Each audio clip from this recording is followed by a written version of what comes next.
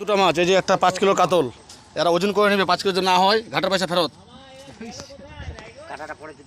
এই যে একটা সরবরাজ, একসঙ্গে দুটো কাতল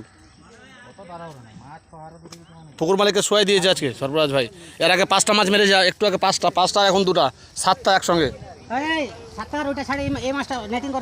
এটা বড় কাতল আছে, এটা বড় কাতল আছে, এটা বড় আছে।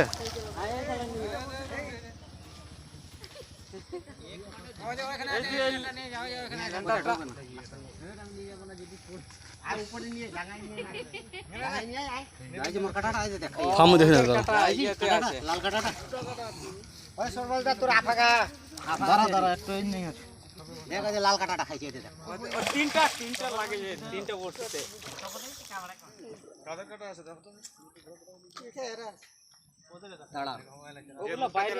ওই তো মুখে লাল কাটা লাগে আছে, এই যে দেখেন মাছটা উঠা উঠা তোমাদের হলো তোমাদেরকে দিব, আমি কেন নিব রে ভাই।